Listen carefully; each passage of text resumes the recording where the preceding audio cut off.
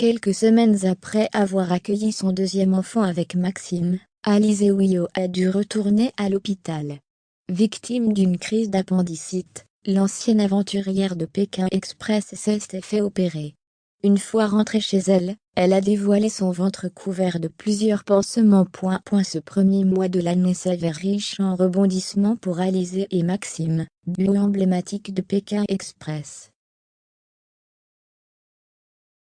Le couple a en effet dû faire face à un nouvel imprévu, et un nouveau passage à l'hôpital, qui s'est soldé par une opération.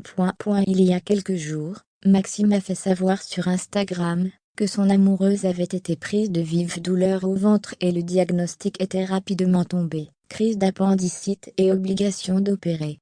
Je ne suis pas bien du tout, parce que j'ai moi-même fait une crise d'appendicite et à l'époque, il n'y avait pas assez d'anesthésistes, ce qui fait que ça a duré, et que j'ai fait une péritonite.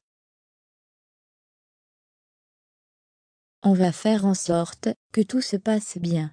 On va penser à Biche, avait confié Maxime. Le cœur déchiré de devoir se séparer de ses deux filles, dont la plus jeune est née, il y a tout juste un mois, Alizée avait confié son désarroi sur Instagram. La maman de Tiwai, née le 15 octobre 2020, et Soali, née le 6 décembre 2021, a depuis retrouvé ses deux princesses. Elle est rentrée chez elle. Dans la journée du samedi 22 janvier 2022, la jolie brune également vue dans l'émission Maman et Célèbre, a donné de ses nouvelles à ses abonnés. La convalescente a partagé une photo de son ventre dans sa story couvert de 3 pansements, stigmates de son opération. Ils disparaîtront d'ici peu, et Alizée pourra retrouver une vie normale. La jeune maman a également reposté une vidéo de Maxime, qui a filmé son retour à la maison et ses retrouvailles avec Tiwai, heureuse de revoir sa maman. Les passages à l'hôpital s'enchaînent malheureusement pour Alizée et Maxime ces derniers temps.